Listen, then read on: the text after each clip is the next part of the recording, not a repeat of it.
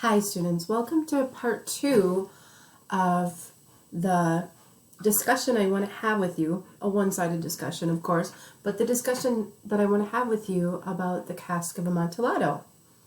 So as we begin reading this short story, in the first paragraph we encounter some pretty lofty language, and so I would like us to look at it closely and examine it to make sure we have a full understanding of what Montresor, our narrator, is explaining. It says, "The 1,000 injuries of Fortunato I had borne as best I could, but when he ventured upon insult, I vowed revenge." So the first thing we want to keep in mind is Montresor is an Italian nobleman, so he's educated, and you can see that he's educated in the way in which he speaks. The 1,000 injuries of Fortunato I had borne as best I could. So 1,000 injuries here, this 1,000 injuries may mean disagreements with Fortunato.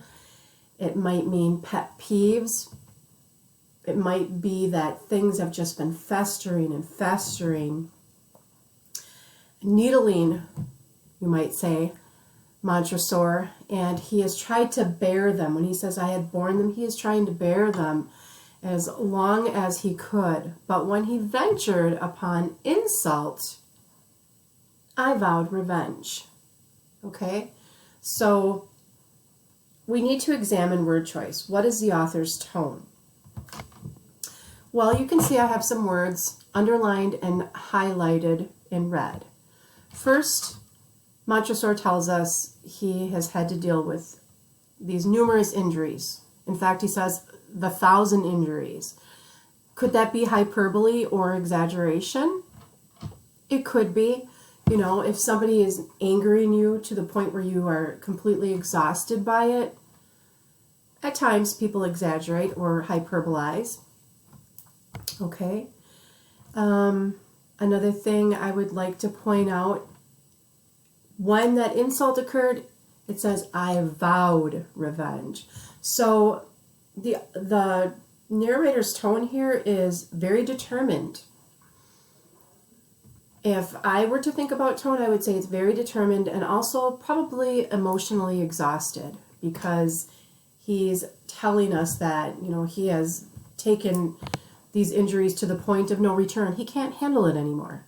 And now he is vowing upon revenge, okay? Why is Montresor seeking revenge? Because of an insult. All right, because of an insult. We don't know the nature of the insult. We don't even know the nature of these 1,000 injuries. We aren't told that.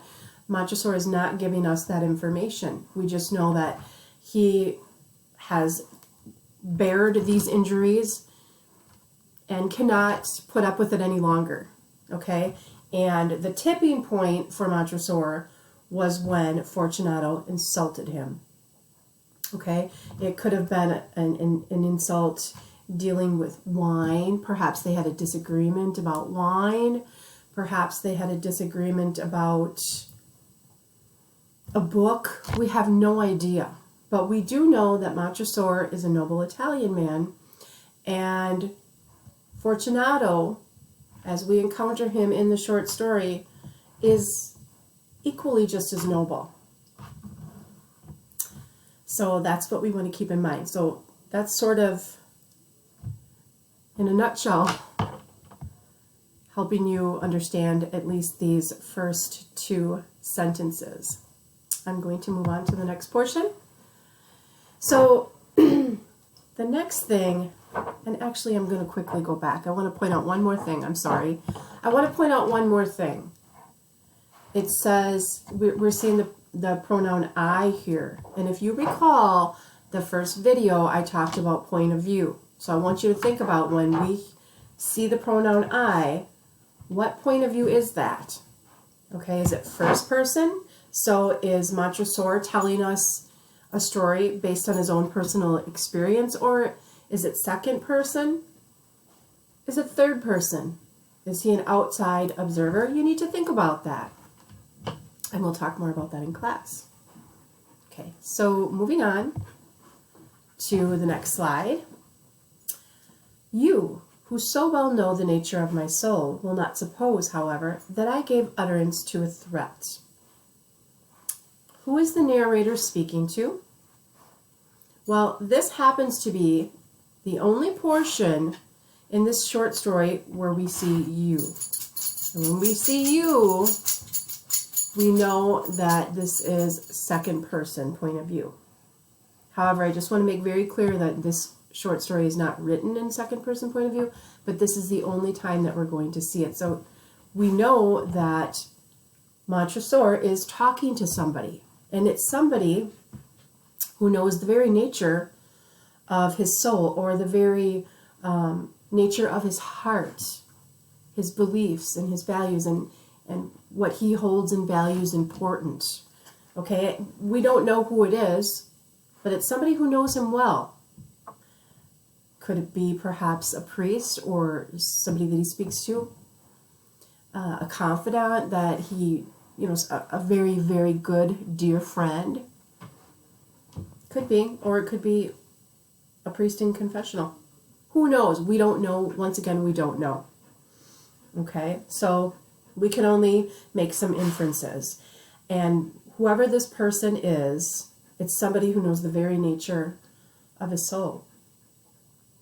Could it be a confession to God? It could be. We don't know. Did the narrator make a public threat? Well, it says, you who so well know the nature of my soul will not suppose, however, that I gave utterance to a threat. And utterance, or to utter, is to speak.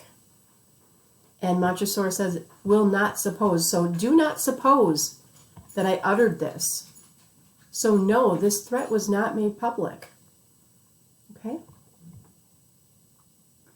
Moving on. At length I would be avenged.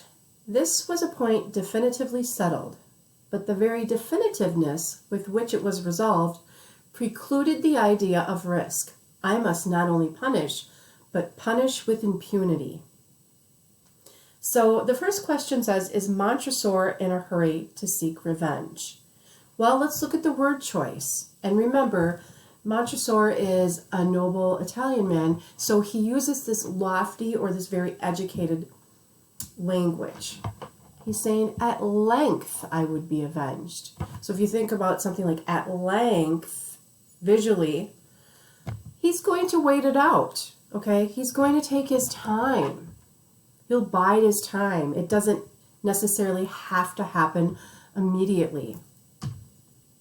If you're familiar with the old saying, revenge is a dish best served cold, it means you don't have to seek revenge immediately. Sometimes it's better if you wait. Okay, and he's telling us, at length I would be avenged. He's going to wait until the opportunity presents itself, and then he'll strike. All right? Does Montresor care if he is exposed for seeking revenge? Well, he's telling us he's going to wait to be avenged. So he's waiting to seek his justice. And this was a point definitively settled, so there's no going back. This is definitely going to happen. But the very definitiveness with which it was resolved precluded the idea of risk. In other words, there was no going back from this. This was going to happen, and it prevented any idea of even thinking about the risk, because he had to move forward with this. Montresor has to move forward with this. Okay? And he's going to punish, but he's going to punish with impunity. Okay? And impunity just means punish without, I'm at a loss for words all of a sudden. I am at a total loss for words. Impunity means freedom from punishment. I'm sorry, I don't know what happened to me there. Okay, so he's going to punish, but he needs freedom from punishment himself. Okay, he is going to follow through with this. He's not even thinking about the risk, because he has to follow through. He has to carry this forward. But he's not going to be able to seek justice if he has to worry about punishment. Okay? He wants freedom from punishment. And the reason he's thinking this is because somebody has wronged him. Somebody has wronged him. And from his perspective, he has done nothing wrong. Okay? Moving on. Okay. This next portion says, a wrong is unredressed when retribution overtakes the redresser. It is equally unredressed when the avenger fails to make himself felt as such to him who has done the wrong. So does Montresor want his victim to know that he is punishing him? Well, let's break this down. Okay, a wrong is unredressed or not made up for when retribution, okay, when the punishment the punishment that's going to offer this justice for Montresor overtakes the redresser. Who's the redresser here? Montresor is the redresser. It is equally unredressed, okay, so it is equally not made up for when the avenger fails to make himself felt. So who's the avenger in this case? Montresor is the avenger. So he's saying it's equally not made up for, so he will not feel justice has been served if Fortunato doesn't know that he's the one carrying out this punishment as such to him who has done the wrong, okay? So let's go through that one more time. A wrong is unredressed, or a wrong is not made up for. Whatever this insult was, whatever harm Fortunato has caused to Montresor, it will not be made up for, okay, if the justice, the punishment, overtakes the redresser, if it overtakes Montresor, okay? And it's equally unredressed, not made up for, when the avenger, Montresor in this case, fails to make himself felt or known.